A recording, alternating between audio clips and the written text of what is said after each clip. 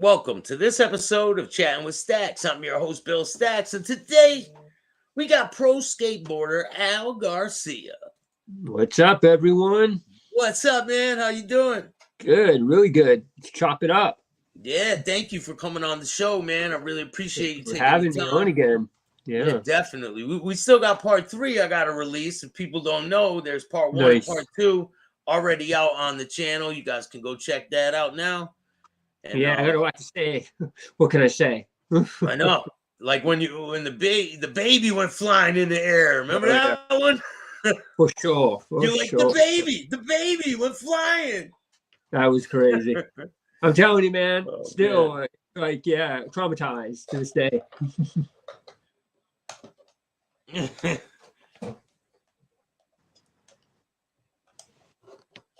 you hear me? All right.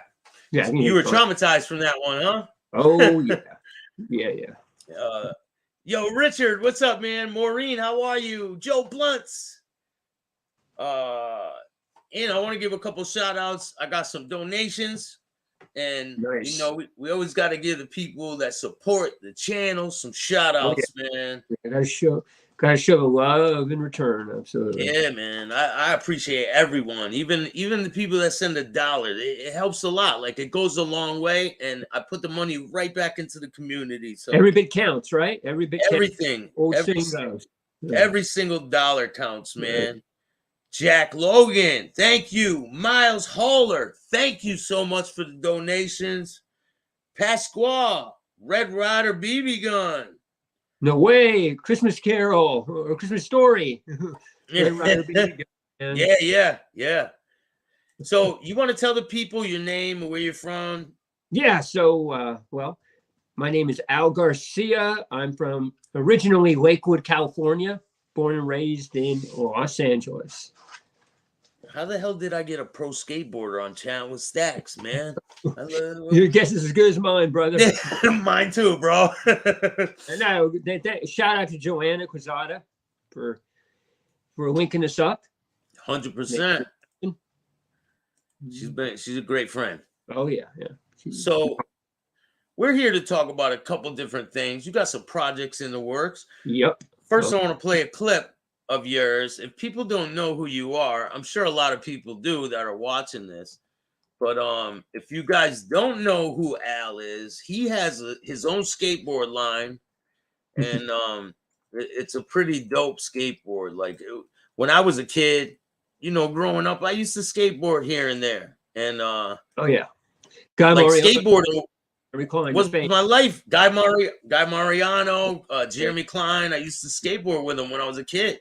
And then there was some kids that lived in the project. You were amazing company, let me tell you, because those guys, as I said, they're pros, man, right? Yeah, icons, both of them icons. And so I got beat up for skateboarding with these guys. They beat the shit out of me pretty bad, man. And I never skateboarded again. They broke my skateboard and all this stuff.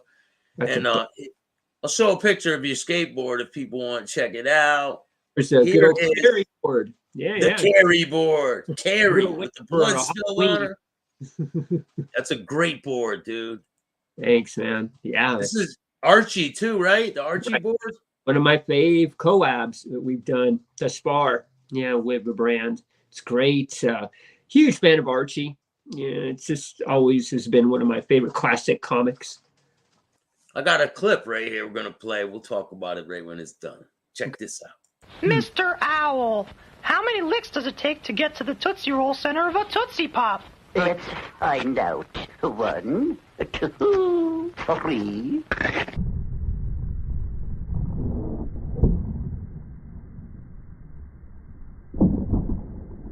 The world may never know. Hey, that's pretty dope, man. An NBD to this day, which is unheard of because everything's been done now. I mean, like I said, this new generation is bonkers. They can do everything. Yeah, but you were an innovator. You were setting aside, like, I mean, there were probably other people doing similar tricks, but they weren't as innovative as you were back then, you know? Yeah, like I said before, I think I came out a little too soon. I think now I would have fell right into place, because now with all these technical, as I say, technicians out there. Yeah, I mean, you know, more proximity with these guys. Or I should say, they're more proximity with me, right? Yeah, yeah. But you're more of a freestyle skater, right? Technical skateboarder slash freestyler.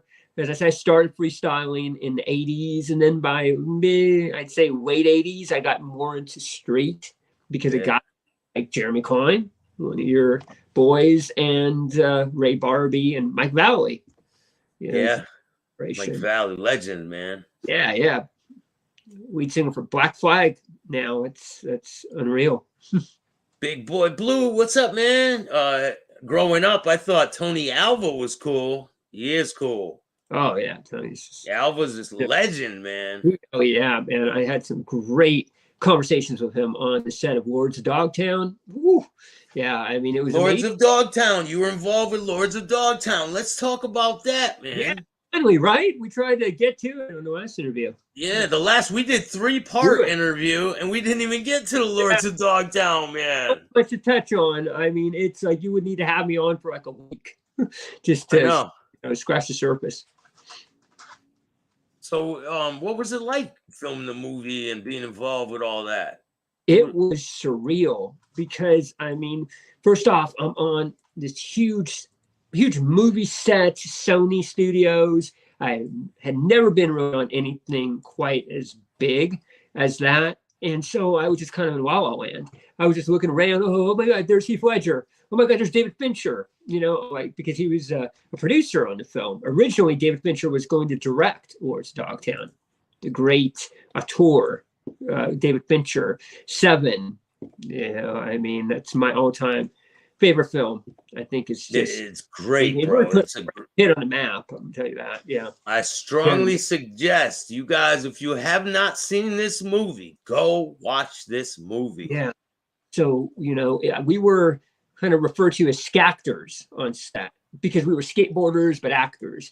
But the director, Catherine Hardwick, amazing, who grew up in Venice, was part of a whole Dogtown scene, knew Tony. Later on, Catherine moved on to direct the Twilight, you know, films. I mean, it's unreal. And it was just such an amazing experience to even like stand next to Heath Ledger, the great Heath Ledger, and to talk, throw down with him. He was just the nicest, most humble person that you would ever meet. Yeah. Rest in peace, Heath.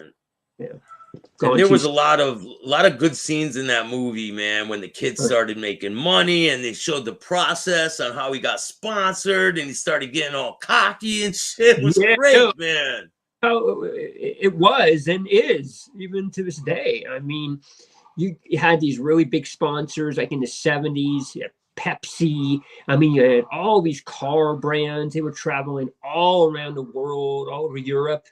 I mean, they showcased that in the film. Yeah, I mean, it's just, it's amazing, you know, to see just where skateboarding started from, like the starting point, you know, and that is Lords of Dogtown, where skateboarding really, how much it evolved from. And then where it is now, it's in the Olympics, man. It is, and it's just going to continue to grow, as I said last time. And we're just, you know, I don't know what else to say. I'm just so blessed to still be a part of the scene and have this now generation know who I am and some of my past, you know, attributes. And they know, oh, he's a technical skater / pioneer. I mean, it's an honor. Aren't you one of the first people ever do the reverse kickflip, right? Not the reverse kickflip. It was more of a reverse 360 kickflip, but 360 hard flip. That was the trick that I'm kind of known for. I got credited for 360 hard flip. So it's the antithesis of a 360 kickflip that was invented by Rodney Mullen. But then Jason Lee, my name is Earl, Hollywood, you know, Jason Lee, actor. He went ahead and took it to the streets and he perfected it on a street size board. So it started from freestyle and then later evolved into street. but I did the complete like 360, no pun intended. I went ahead and I wanted to do the opposite flip where it would go front side instead of back side.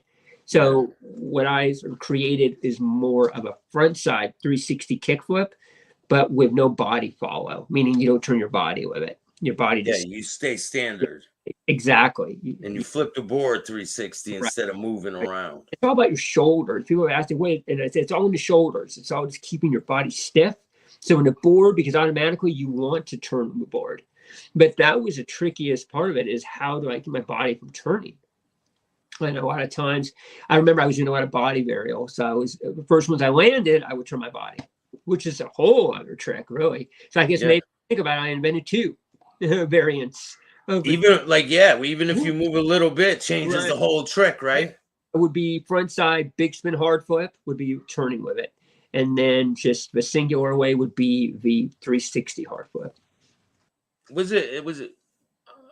I'm not sure about the name, but I think it was Jeremy Klein that did the Ali Impossible on a, that would have been Rodney on a quarter pipe.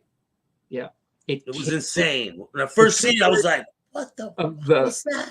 How Impossible came from freestyle. Once again, freestyle really that was really the early, like I said, genre that really ushered in the way we skate today. It all comes from freestyle skateboarding, and it became such a lost art at one time. But now there's so many skaters, and a lot of the sort of, again, early predecessors are doing freestyle again, because the companies for the longest time did away with freestyle shapes because they just thought it were not cool. The boards were just too small, and they started going and moving towards more bigger boards. But there are some crazy tricks though. Freestyle, it's really insane, man. But then when you add that stuff early on, I kind of migrated away from it, and I went ahead and got more into straight. So kind of just flipping my board and not really doing a stationary, like I'm sure that's what you're referring to, a stationary tricks and a lot of more synchronized pogos and all that. Once you add the street into it, right? It changes everything, because you got different things that you can work off of, walls and benches and stairs and all that. Yeah, I mean, when I was coming up, in the early 90s, we had stairs only like the biggest digits we were doing were like 7, 6 to 10 were tops. 10 was like, I think 5. I think the most I did was 5. Oh wow, that's not bad. Actually, that's not bad. Yeah, there you go.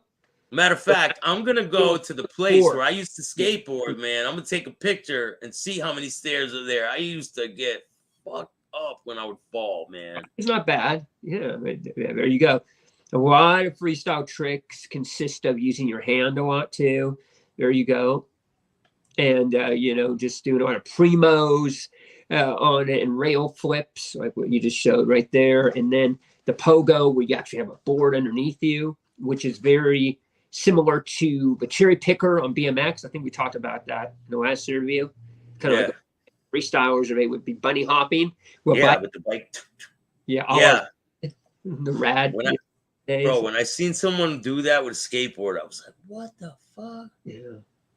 But go back to your original question. So I would say Ed Templeton really sort of solidified the All Impossible in street, as Jason Lee did for a 360 flip, in street. So it was Rodney Mullen though. Guy Mariano, straight savage with the skateboard, man. Yeah, he was the first one to take it to handrail. Yeah, he took it to a whip slide on a rail in 91. Yeah, he's the one that taught me that. Boom. The stall, the blunt, right? They called it the blunt. Yeah. He was shout out to CT Bike Shop in Bristol, Connecticut. They were instrumental on my whole skateboarding career when I was a kid. Back in like the 80s and 90s. Yeah. I have a video.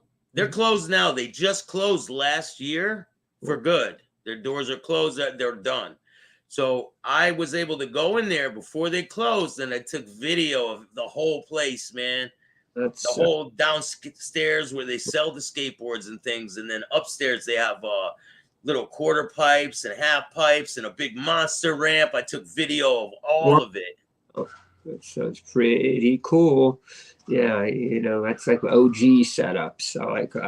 I like old contest settings where you have like a refrigerator. We used to call them junk style contests in the 90s. You have like anything you'd find in the house to skate, like an old refrigerator, like an old stereo, so you can grind on. Or shopping carts.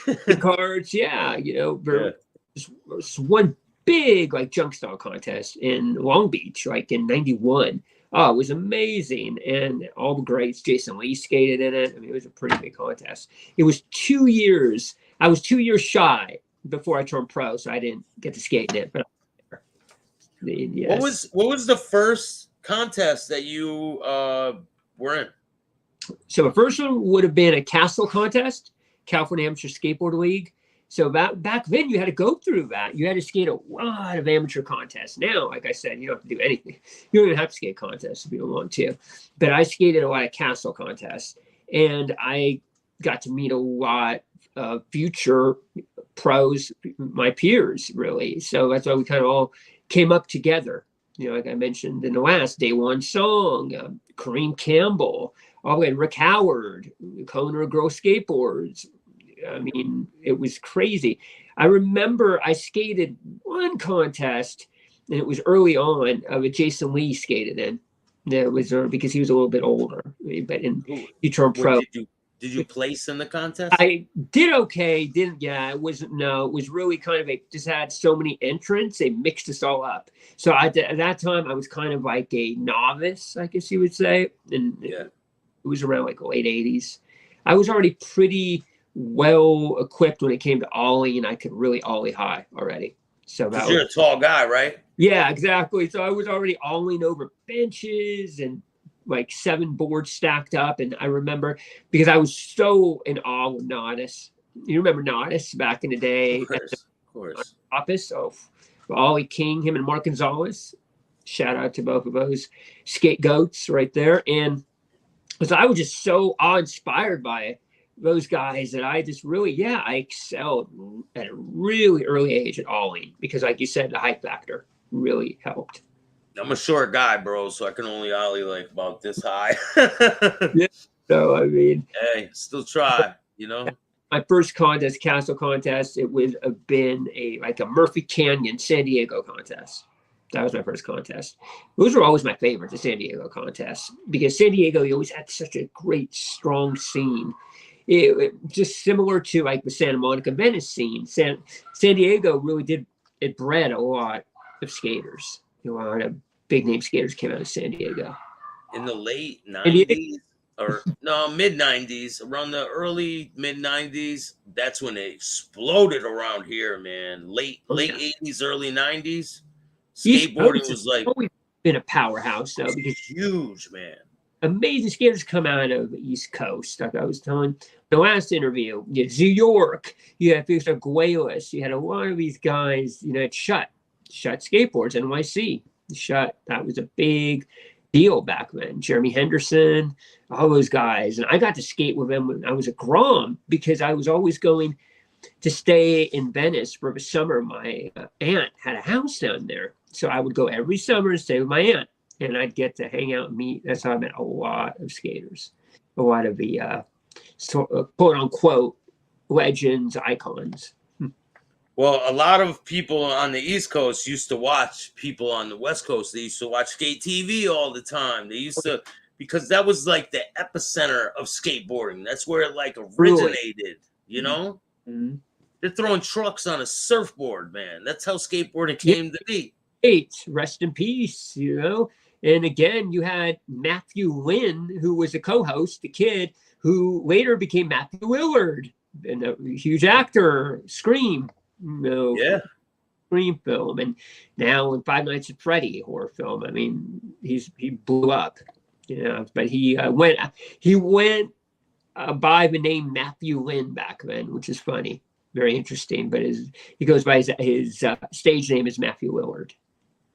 So, have you had any major injuries skateboarding? think we touched a little bit on this in the last interview. I fractured my ankle, so I have that. I went ahead and tore my meniscus in my knee, and it never did get repaired. Would it bend the other way?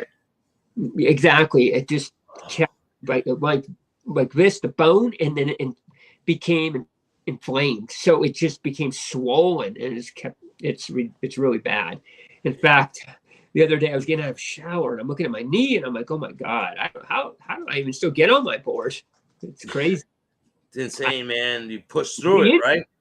Yeah, I re-injured it on my birthday last month. I was skating on my birthday, and I was doing this trick, and it was almost like I hyperextended my knee a little bit. Yeah. I got because I didn't want to wear a knee brace all the time. I don't like the feel of it. It's too constricting. Can't really like move around in it, and now I have to wear it all the time when I skate. Yeah, just to hold it together. If I don't wear it, then I'm going to be laid off my work for a while, or possibly have to go to a hospital. Have you ever fell on your head and went unconscious or anything? Someone asked. No, knock on wood. I have not. It's not some wood. I hit my head once, and it was back in Lakewood. I remember it like it was yesterday because it only happened once. I was in the garage back home in Lakewood, and I was doing this really high nollie inward heel on flat ground. And I just came down and I lost my balance, and I put my hands out. I tried to, but I just went back like that. I hit my head. Bam. Yeah. It knocked out cold, right?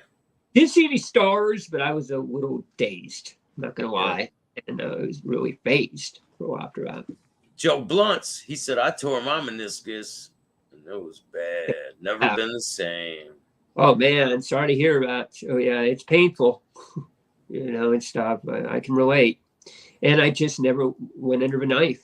I don't think anybody likes to go under a knife. I just went ahead and kind of just kept skating, just kept bandaging it and putting like an ace bandage on it and then a knee brace over it.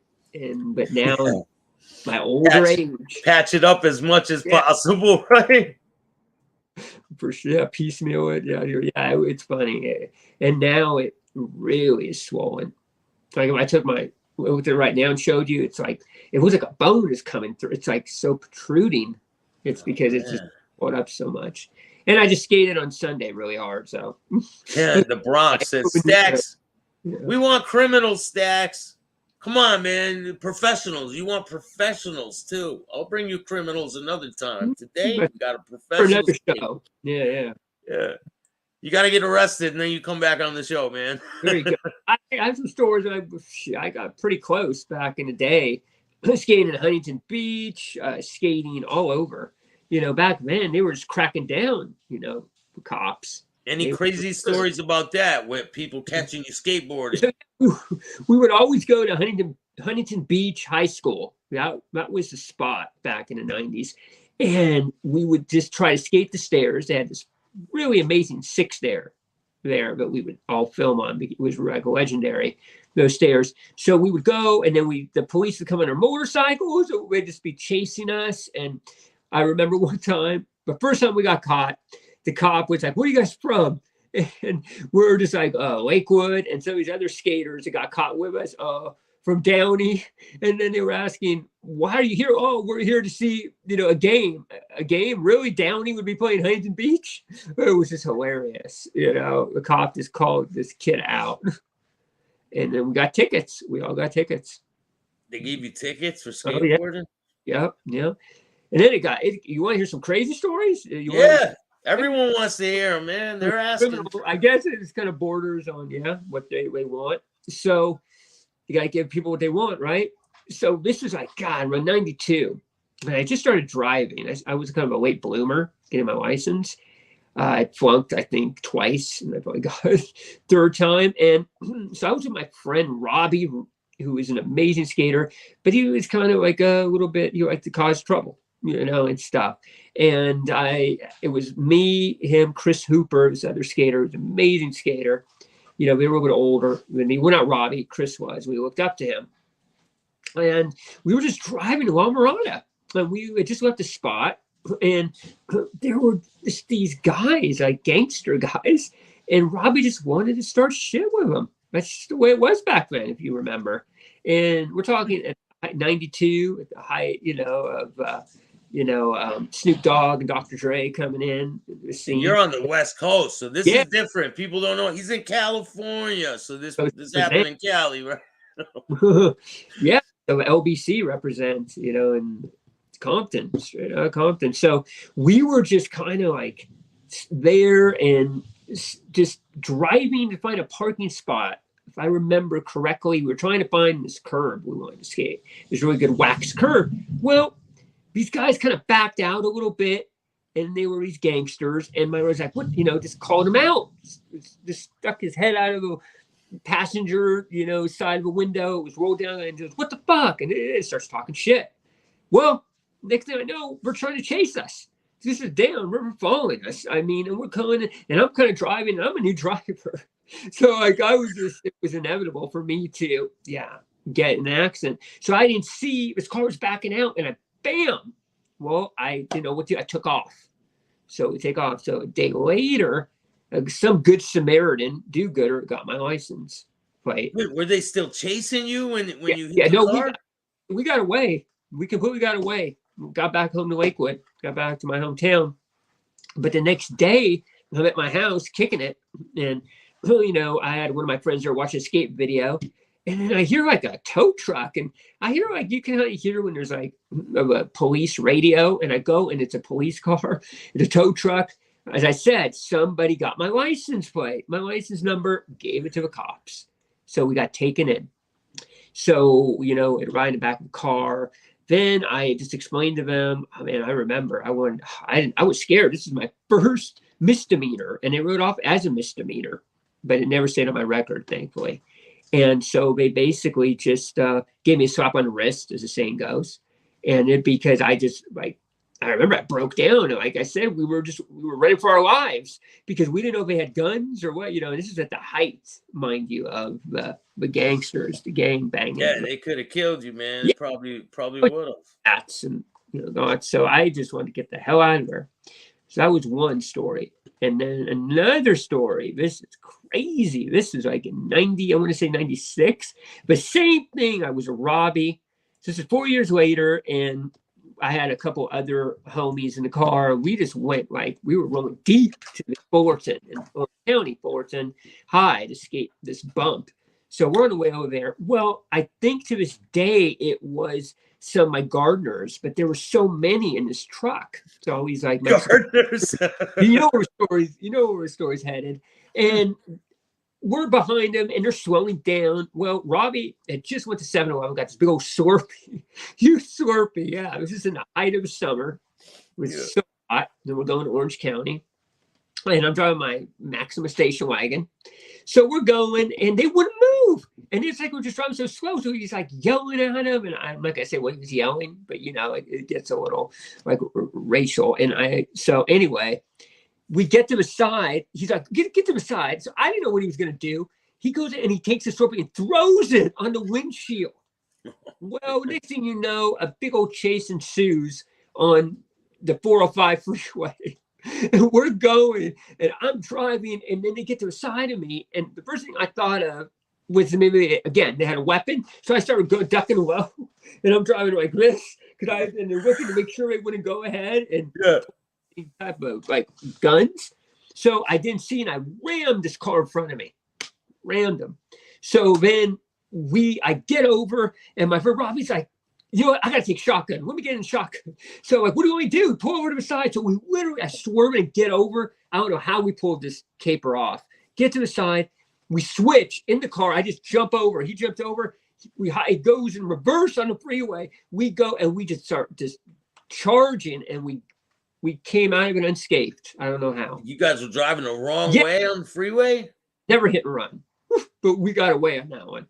I got away. Shit. Yeah. It was crazy. So were you filming back then? Back in the day, were you filming when you would skate? Were you filming? We would, it's funny because I remember we had a filmer in the back seat, and I have some footage somewhere. It was probably a car moving like this. He was filming it. Yeah, it was like one of those high 8 cameras that we would 90s. No, I'm talking about when you guys would go out and skateboard. Would you film it? Would you guys make skate videos and things like that? We were back always then? making little homie, joints. Yeah, little skate joint videos. Yeah, absolutely. So how did you end up getting into the movie production business besides being involved with Dogtown? Like, what Right. was the catalyst for that? Yeah, I started to really make my rounds auditioning because originally I wanted to be more in front of a camera actor. I wanted to, after I got a taste being on the set of Words of Dogtown and Grind, the movie Grind, which a classic film, Bam Margera. It's got some great Adam Brody, OC. He was really cool to work with. And it just started happening. I started going to a lot of closed casting auditions. And then one day I started riding from a shop down over in Hermosa Beach. And it turned out that the owner and the owner's wife were in the business. And one day we were doing a demo and we started talking afterwards. And I said that, I was kind of following the acting dream for a while, but then I'm a writer and I really just want to go towards the cinema. And they had a lot of connections because they worked husband and wife. They worked on a lot of film productions, episodic feature films. She was a first AD. So, they linked me with one of their friends who happened to know everybody in the film industry, from John Woo to Joel Silver, all the titans, in Hollywood. And it just kind of, from there, everything started just to happen slowly. So you got a film into production right now, right? You got one that you're working on? Going into production next month. We've been working, we're doing right now some last minute retouches on the casting because with the strike being over, which is great, by the way, it needed to end. We entered an interim agreement a few months ago, so we've been in pre-production because with an interim agreement, you were allowed to, if it was business as usual, you could go ahead and cast, you could go ahead and just work on pre-production. And so we've been doing that now for like 2 months, and we were ready to go before the camera next month, and it's amazing. Timing's perfect, right? It is, and we're ready to end the year soon. So we were just having a big production meeting, today about that, and it's crazy because a skateboarder, and then I have two worlds. I'm kind of like a superhero almost. I'm a skater, and I go and turn into this a filmmaker. Right? Pretty much on the spot. I just keep just morphing into. I love writing, man. I love it. It's a passion of mine. Like, people don't even know all the things that I'm involved in. They just see what I do on here, and they don't see. I've heard a lot about from Joanna. So she's always talking about. Yeah, man, you definitely wear a lot of hats and jack of all trades, like myself. Trying, You really have to be in this day and age. So what's your goal with the movie? What kind of movie is it? And so it's a supernatural thriller / horror film. It's what I like to refer to as very character driven. The working title is The Cousin. It's had several iterations. I've been working on this film for about 13 years, believe it or not. 13. Wow. We were close to going to production in 2010. Then things just didn't kind of gel right with the quote unquote financiers, and they were taking away too much of my freedom as the writer. Pretty time I was not a director, so that makes a big difference now that I'm also directing, and you have much more say, and everything, almost all the say, because the director kind of controls the script, especially when the director is also a writer of a screenplay. So it's great. It's just a lot of work, and there's so many ups and downs. Some days are better than others. It's like life, but I think that a lot of people kind of have this sort of idea that it's very glamorous. It's it's very much, you have to be ready to just on a flip of a dime switch. You can't be married to anything or anyone, or you have to be ready to change. if there's something that needs to be changed within the script or the production, because everything really or the cast, anything can happen. And you're the fixer. You're the fixer for everything. Yeah, we've had a couple of actors fall out because of the strike being over.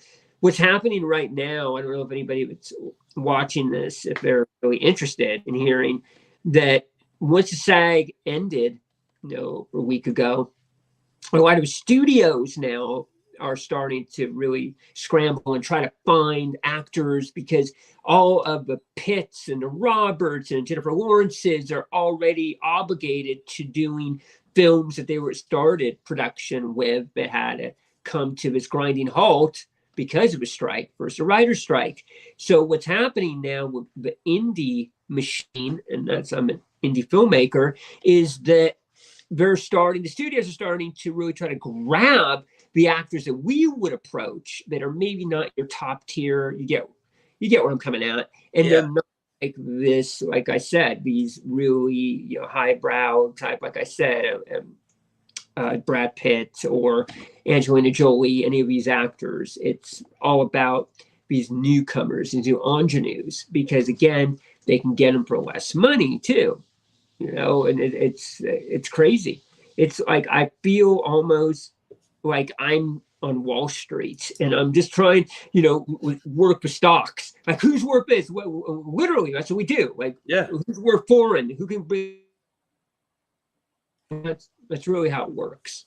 So it's really no differential from being a stock market sort of racketeer to being a film producer, if you can believe it or not. You don't have to tell me their names or anything, but do you have any major actors involved with your film? Well, yeah, I can go ahead. We have them up on IMDb. So we have a great Virginia Madsen, Oscar nominee Virginia Madsen from Sideways. She's been attached for a while. She's believed in the project since day one. So we have her in there. We have the great Terry Polo, who comes from the Meet the Parents franchise. She was Ben Stiller's wife in all the films, and I believe are making yet another one with the kids now grown up. That's pretty cool, man. That's well, we have also just some really new up and comers that are great. Emily Skinner. We have right now Casimir Gillette, who had a hit show on Netflix. Because you kind of have to gravitate more towards the streaming stars too. You got to go ahead and sort of it's a mixed bag and cater to all sides of a spectrum. You can't just close yourself off to, I want this because he or she's in all these feature films. It's not about that anymore. It's about really the millennials and the Gen Zers.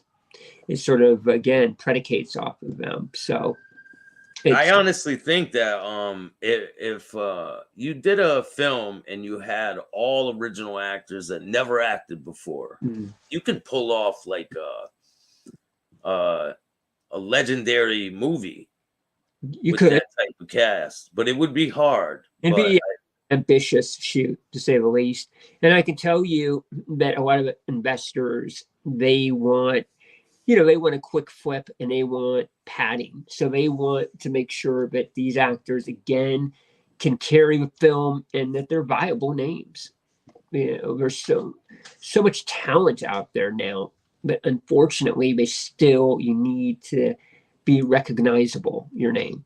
Yeah, and you need to build that reputation really to get to that place. Yeah, I mean, and I just have always had an eye for like that young emerging talent, and this goes back to skateboarding. I was kind of like a talent scout for a while when I was a brand manager for a few years on a company, so I would go out and scout, and I do the same thing when it comes to the actors now.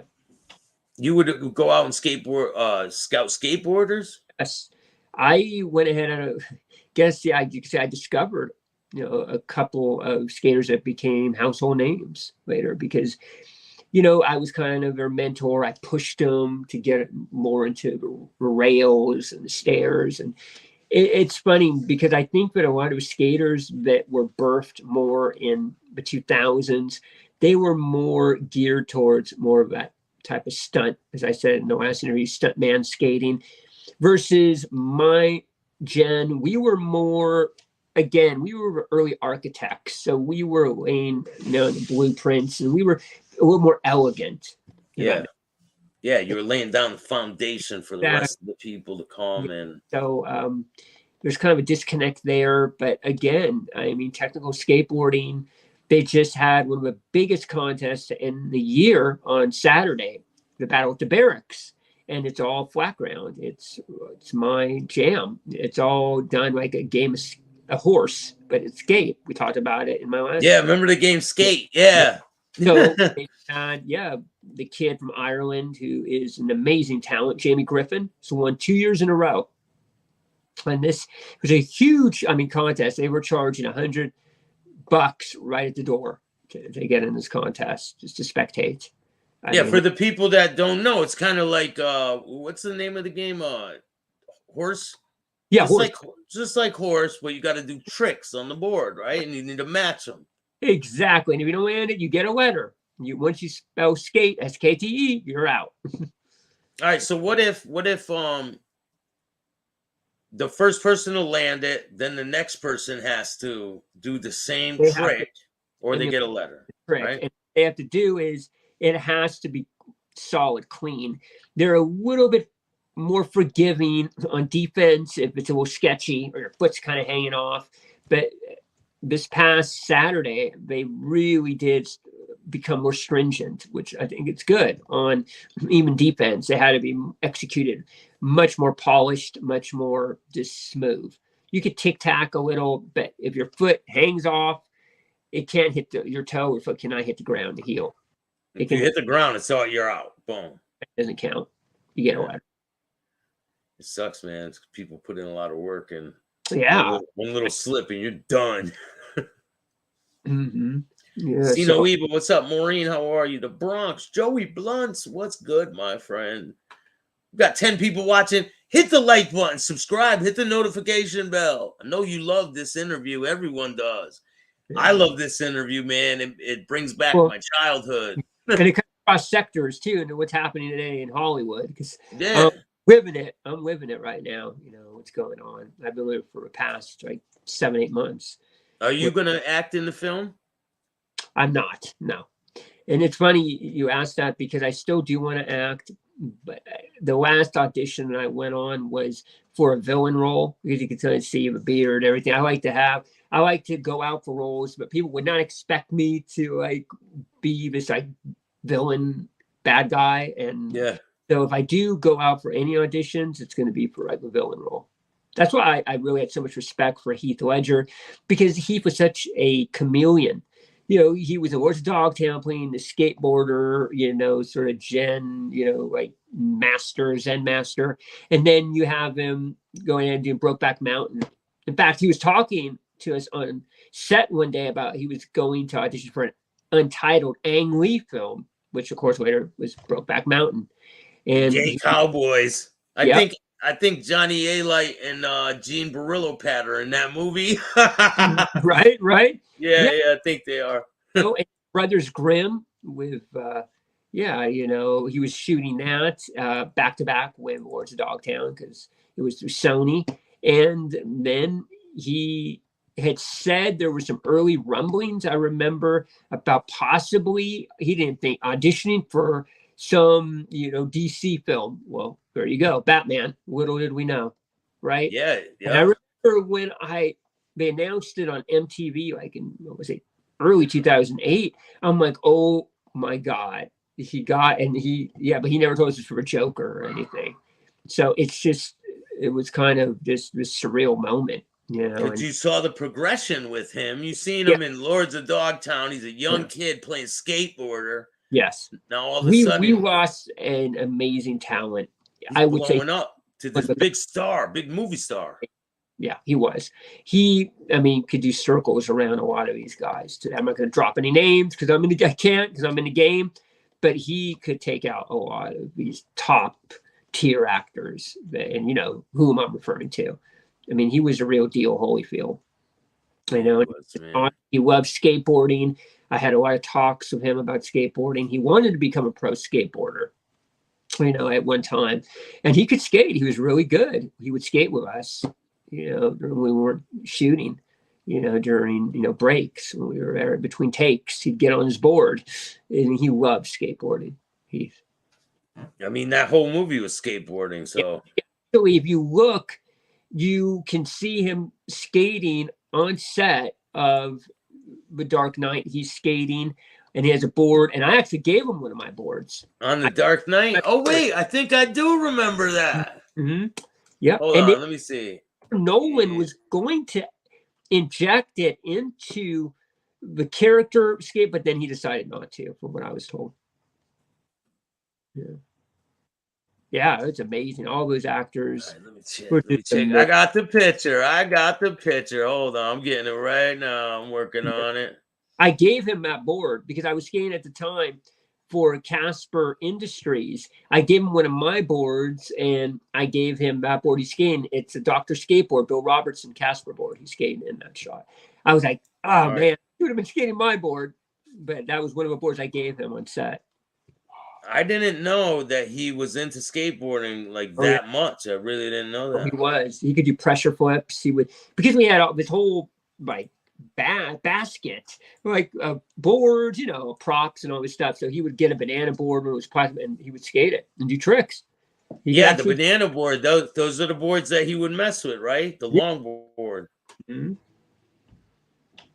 So a lot of people, especially on this end of the country, they didn't really mess with the long boards like that because I don't know, they just didn't. They would mess with once the boards started getting the noses on them and the tail, and they took off the grind plates and all that shit. They got slimmer.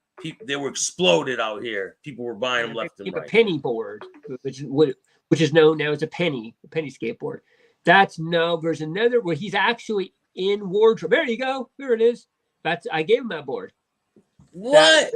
That's a Casper Industries, Bill Robertson Dr. Skateboard. Huh? I gave him one of my, on the last day of filming in Long Beach. I gave him one of my pro models, and I gave him, because I had a package I just got delivered to me, and I remember I told him I'm going to get you one of my boards, so I gave him 2 boards, and that was one of them. So the Heath Ledger is skateboarding with your skateboard on the set. Pro model, Batman, but the board that I gave him, yes. Wow, that's insane, man. Mm-hmm. Here's another picture of him bombing down a dry riverbed or whatever the hell that is. They were great working too. Emil Hirsch, he was an amazing upstart. He later became Speed Racer, even though it didn't fare too well. But I remember hearing from a lot of people chatter on set that he's a great actor, but he probably won't break through because he's a little too reminiscent of Leonardo DiCaprio. And if you look at him, he kind of is. If you really study him, and that's, I think, really same thing goes for Skeet Ulrich because of a Johnny Depp, so likeness, and I could keep going down the list. Monica Roberts. I mean, I studied, as you can see, actors, and you should make a Heath Ledger board, man. We're working right now. I can talk about it a little bit. So I wasn't say anything. I'm just whatever I'm going to say. So we're going to have Linda Blair as a cameo in the film because I've known Linda for many years, Linda Blair and The Exorcist, and now she's getting this huge resurgence because of a new Exorcist film. So speaking of The Exorcist, there was a young boy out in Chicago, I believe it was, that just had an exorcism done on him. They said he was walking up the wall backwards, man. But wow, that's a little too. Yeah, Joanne is all into all those type of films, and I'm more of a slasher guy myself. That's more real life though. Like that really happened in real life. They're saying it really happened. Yeah. Zombies aren't really my thing as well. But here's the thing. So I was approached, and we're actually in talks right now, me and my producing partner, to get on board the new Dawn of the Dead film, which George Romero was going to do before he passed away. So we were actually approached by the producers to be a part of it. So I heard Jack Nicholson warned him about the method acting will sometimes take you deep down the rabbit hole. Yeah, because he dressed up in character and he stayed in it, right? Yeah. Or something like that. Yeah, you know, when you are, who is absolutely right, who said that, because the thing is, you know, Johnny Depp, I mean, look at what it did to him a little bit. But he was just so immersed in his role and everything, because that's the way he was. When he was Skip Ingram, when he was portraying Skip on Lords of Dogtown on set, he would just be like, want to be referred to as Skip. I'm Skip. No, I'm Skip. So yeah, he got really deep inside. Yo, if you're a skateboarder out there and you're gonna fall, just use Gene Barillo's lips to land on, and you're good. You know, I think that there's just so many. I mean, I have so many stories. But originally, and I think I touched on this, but I don't think it's aired yet, so we can touch on it again. But originally, the film was going to be directed by Fred Durst, who was Dogtown, Limp Bizkit. Yeah, Fred Durst. How did it change? Well, like that. I was down in Sony in the basement getting fitted, wardrobe fitting, and we had just gone to the second draft of a script from Stacey Peralta, had just finished it. And they had said that Fred was up in a meeting upstairs and it's not going too good. So we're probably going to replace him. So lo and behold, they replaced him with David Fincher, who is like my idol. He is my favorite auteur director out there. And then he ended up also falling out of a project, but he stayed on board at least as a producer. Yeah. So he was really always, you know, in the post house when they were doing the final editing and everything. David Fincher. It was amazing. I did a couple of scenes that got left on the cutting room floor. One of them, I had an altercation with his character, actual fight. Pushed him, he hit the mat, everything was safety mat, all that. It was left in at the premiere. So I got to see it on the big screen with everybody at the premiere. So what was the fight over in the movie? What was it all about? Because I was a judge in one of his scenes, because Catherine Hardwick really just, I was so lucky, took a liking to me. So she wanted me for an entire duration. She threw me in as a skater. I did some stunts. I was a consultant with some of the actors. And she just wanted me through the entire duration. So I was like so blessed and honored. That's awesome, man. I was a judge. I was pulling him out. He was kind of drunk. And what I think happened was Skip Ingram, the real Skip Ingram, didn't like the way he was being portrayed, his character. So the scene got axed, got cut out. And of course, that's the scene where I pull him out and I push him and we get in a fight. And I just like, bam. Like, yeah. So I had an actual fight scene with him. So and if you look closely, yeah, you look really closely in the film, you'll see the way that the transition is off in the editing. It was so hard to cut out. You could see me kind of walking and something's ready to go down and it cuts right there. Yeah. I'm gonna look for that one, dude. Yeah. I'm wearing a big straw hat, like because I'm tall, and the camera, the ad made me look a little bit more, because I was more bulked up then too. So yeah, it's like kind of tough. Yeah, when you're in an altercation in the movie, right? Does it feel like you're really in an altercation? Does it feel like well, when you're working with somebody like Heath Ledger, he pushes you, like really, he gets into it, man. One time he almost hit me with his belt when he was swinging it. I would have had to go get stitches. He had, a belt buckle and he was swinging it, and I went, whoo, he just went, whoosh, and I could feel it. The air just go right by me, the belt buckle. Yeah. I was like, whoa. Like, no, they get into it. They get into it. I do too. I start shouting. I body checked them, pushed them because I have Taekwondo too experience. I was trained in Taekwondo. So, yeah, I know. Any crazy stories from that set? Yeah. So one of his scenes, this is brutal. So one of his scenes, the actor who's playing Tony Alva's character, TA, Victor Rasnick, he went ahead. He was supposed to do a board switcheroo cut. His stunt double was coming in, and he was going to switch off the board. And we had Adam Alfaro, this ripper, pro skater, and he was hiding behind like this trash can, literally. So it's cut, bring the stunt double. Well, he ran to give him a board, and he didn't realize that he hit him right in the face of the board. So he had a big black eye, the skater. Yeah. Nate, what's up, bro? See No Evil says one of the Olsen twin sisters was very close friends with Heath. Yes, they were to premiere. Yeah, I saw him at the premiere, absolutely. And it was crazy. I was sitting at the premiere, literally, it was Ben Stiller next to me, Jason Lee, and Owen Wilson, all in a row with me. They sat me there. Yeah, it was crazy. Right? It's insane, man. Yeah. So we were at the after party. Yeah, but Olsen. Yeah, I think it was Ashley. I can't remember. Yeah, it was there. Yeah. When you being out in LA, you're out in LA now, right? Yes. So do you, when you go out, is there a lot of actors? You run into a lot of people out there? I do. And I stay in touch with a lot of them because I think it's cool to, pro skateboarder. And now I'm a filmmaker. And yeah, I stay in touch. I gotten recognized for my skateboarding a few times. It's pretty crazy for being who I am in skateboarding. But yeah, it's pretty surreal. I think they need to bring back things like skate parks and things. It's crazy they even closed the one. Yeah. Like, I mean, that's all the California is like one big skate park. All LA area, Orange County. I mean, they're all over here. They are. There are a bunch of outdoor skate parks, right? Yep. Oh, yes. Because here they have them every now and again. They have them a couple towns. But this one was indoor, man. So during the winter, you get to go in there. And then in the summertime, nobody's in there. Because you can go ahead. It's raining. You don't have to go in your garage. Like me, I had a resort to go into my garage and walk myself in my garage back home in Lakewood and skate in the rain. And it was pouring to learn a trick I wanted to learn. That's what I would do.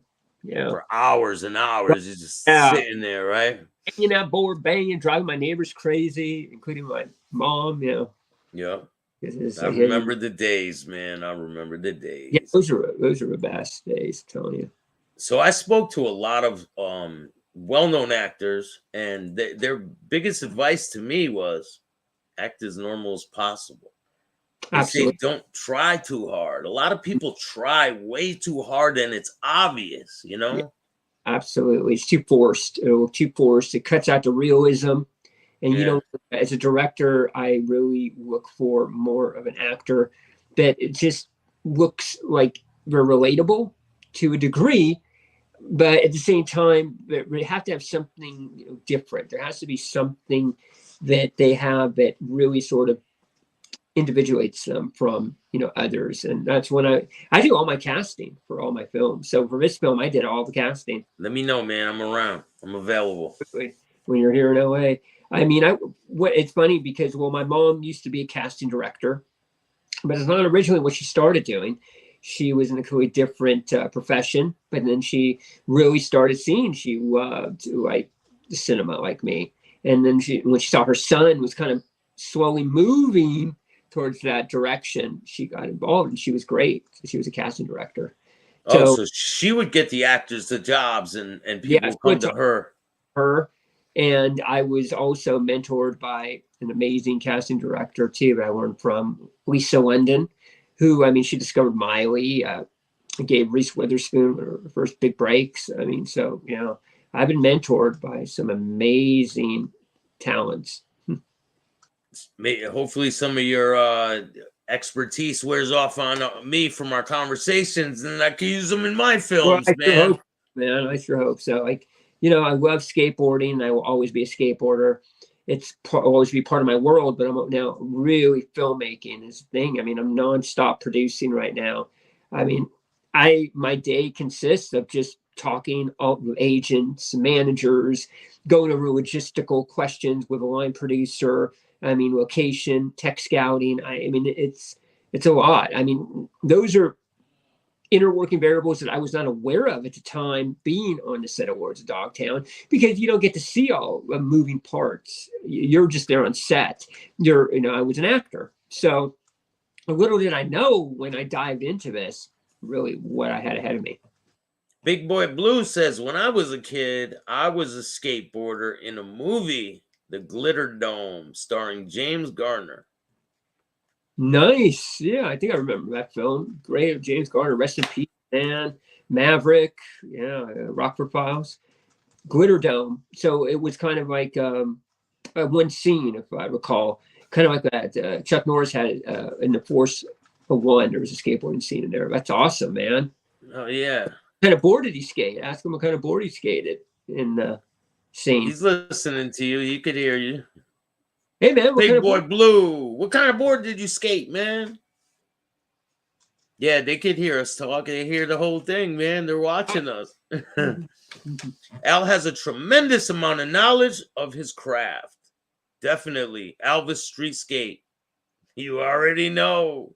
My Rat Hunter, what's Street good Fighter. with you, man? Yeah, man. Chris Cook, Street Fighter, Jeff Hartzell, you know, one of my early mentors in skating, Hartzell. Shout out One Jeff. of the best movies of all times, man. Gleaming the Cube, bro. Yeah, you know, again, I think I mentioned this on the last interview. One of my good friends, his dad, you know, worked. He was a gaffer on Gleaming the Cube, but he was just, they loved him, so he would bring his son and me to set. So I was there on set for some of that when it was being shot in '87 in Orange County, and I got from the movie an actual board and a jacket, a crew jacket. But I sold it, and I regret doing that now. Oh man, basically peanuts. Yeah, well, a memorabilia hunter bought it off you? Actually, no. It was the owner of South Bay Skateboards. He has like a skateboard museum. Yeah, James. He's really cool. One of my. At least it went to a good place and not like some kid. But no, it ended up getting stolen. Somebody broke into his shop and took it and stole it out of his shop. What? Yeah. Did he ever get it back? Yeah, he did a TV spot, an interview on Fox about his store, and he was talking about the board and the jacket, and somebody broke in and they took it. Broke in the night, took it. Wow. Yeah, so he doesn't even have it anymore. Who knows where who has it? Louis M says, Staxx, ask him if he knows Gino. Well, Gino Iannucci? Gino Iannucci? Yeah, but Style Master? Yeah. Independent trucks and OJs. I remember the Independents, man. Putting on the grip tape. It's a whole process, right? Yeah, but going back, we were talking about that. Whew, Gino is one of the best street skaters, one of the most finessed, best style skaters, East Coast skaters. I mean, he has Poets now. He's doing the brand Poets. You know, he was on Chocolate, which was a sister brand, you know, the girl. I mean, Gino. Gino is amazing. Oh, yeah, man. Shout out to Gino. My Brett Hunter. Joe Blunt. Has Al ever heard of Hooligan Skateboards? It's a family friend. I have heard of Hooligan, and I'm trying to see who is, or is Hoodlum too, but I have heard of Hooligan. It's been around for a while. Isn't it based down here, I believe, or am I mistaken? Is it based on the East Coast? I thought it was based down here. Remember Serious Skates? Serious. That rings a bell. I think that was kind of when it was Flash in the Pan brand, so I'm not mistaken. I don't think. Yeah. Yeah, it was out. I was out here. It was pretty big at one point. I heard of Hooligan. Yeah, there was Hoodlum on the East Coast. Yeah, I remember that. Yeah, Brian is the owner, she said. Okay. Hey, buddy, I had a ramp in my backyard. One of my friends had a ramp in his backyard, and his father came home, and we were all on the ramp, right? And his father came home, and he's like, I need you guys all to sign this piece of paper. Like, sign the paper? He's like, bring it to your parents and go sign this paper. Oh, yeah. Sign a consent form. Follow Sue. Yeah, that's the first thing. Backyard mini ramp, like in 87 to 89. Oh, God, yeah, I had to do the same thing. Everybody was doing that back then. Yeah, my mom and grandparents like, they better sign because they fall and get hurt. We're going to sue. They break an arm. A lot of people are like that. A lot of people like to sue, I hear, on these streets. I hear a lot of people like to sue on these YouTube streets. One of my favorite friends had a ramp. I bust my knee jumping it. Yeah, that's like a little half pipe. People would jump off half pipes and shit, like the launching ramp, right? There's a difference between a half pipe and a launching ramp, right? Oh yeah, of course. A launch ramp is a little kicker ramp. A half pipe is like 2 channels. Yeah. Yeah. No. Like so they have a launching ramp's just like something with it on it like that, and you just launch off it. Oh, And then a quarter pipe is like that. Yeah, it's 1 channel. It's 1/2 of a mini ramp. And then the mini ramp. I used to skate on the spine in CT. Oh yeah, spines are fun. Crossover. Oh man, the best. Careful though, because you slip out. Whoo, your cajon. Yeah, because you're right down on the spine if you come down the wrong way. Anthony says, Staxx, good evening, brother. I hope you had a good day giving back to community. I did, man. I volunteered today. I had a really good time. We handed out a whole bunch of meals, I think around 50 or 60 hot meals today. And then we give them to-go bags for people. It was a good day. So shout out to everyone who donated, everyone who watches my show. It means a lot, man. If you guys want to donate, you can hit up the Cash App Bill Staxx 2021. Every dollar counts. I don't care if it's $1 or $1 million. Right. Hey, you need that to get to $1 million. So yeah, every dollar counts. Hey, if you don't ask, it won't happen, right? Oh yeah.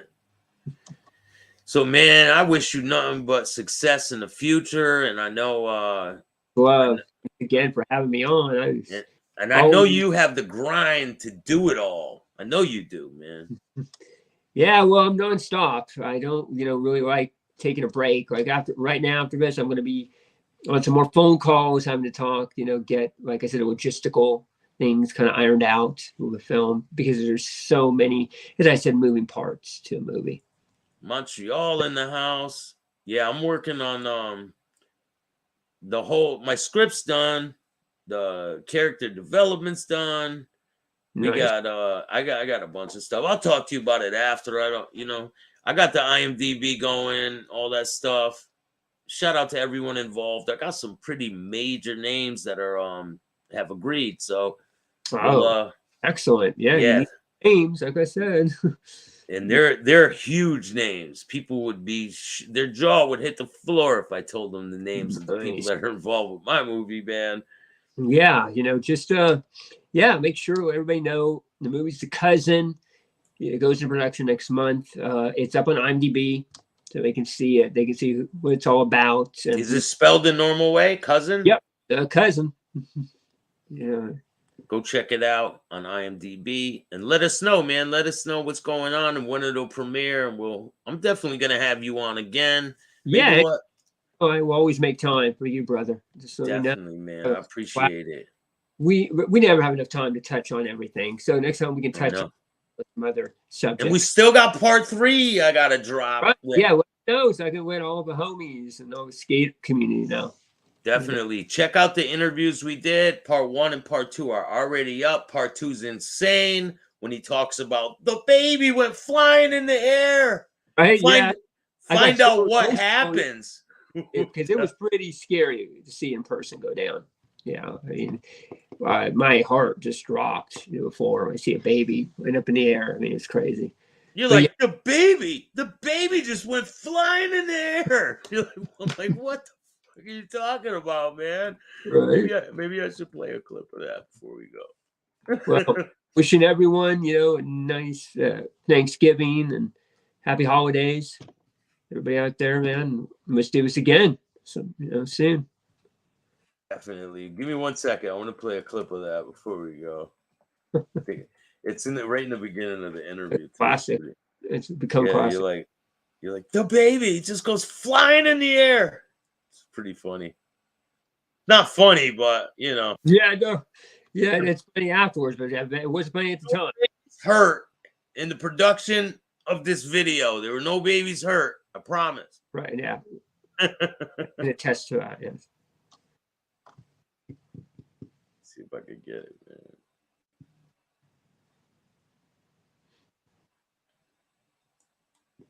Yeah, here it is.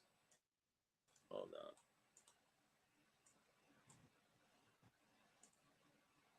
Shit. I'm trying to pause the fucking thing. All right. Let me play this real quick. People, subscribe, hit the notification bell. I'm going to be doing a show tomorrow about the Gambino bust and the bodies that they're looking for in upstate New York. Stay tuned for that. 16 people indicted and a lot more coming down the pipe. There's already a bunch of rats on the case. That's pretty grim to me. And you already know I'm on the rats' asses. Again, no babies were hurt during the production of this video. No whatsoever. Ran the red light and hit her. She grabbed her baby. I know it was an Asian woman. She blew. The baby flew up. I'm not kidding you. She jumped on the hood of a car. Woman, she was fine. She's like, what it was, a crouching tiger. Like on, top of the hood. And she got up and she punched the woman driving the car. Classic. A great interview, man. What a good note to end. It was great. Go check out that interview. All right, Al much Garcia love. Chatting with Staxx. Definitely, man. I appreciate you, bro. If you guys like this type of content, make sure you hit the like, subscribe, and notification bell so you can get my videos every time they drop. Anyone in the chat can join Staxx's channel. You should have. He drops videos early for members. I do. I drop them for the members, and then the public will get them. I got exclusive. I'm going to drop tonight, so stay tuned and be on the lookout for that. I appreciate you, Al. Yeah. Ditto, brother. Ditto. So, yeah, man, anytime. Definitely. Come back. And if you don't like this podcast, who cares? Start your own. And remember, don't be a bitch. Hi, man. Peace.